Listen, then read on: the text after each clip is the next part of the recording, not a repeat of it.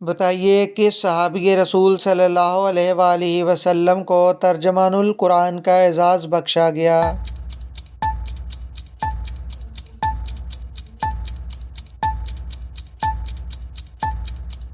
جواب ہے حضرت عبداللہ بن عباس رضی اللہ تعالی عنہ۔ اگلا سوال، قرآن مجید کی کس سورت کا ایک رکوع مکہ میں اور دوسرا مدینہ میں نازل ہوا؟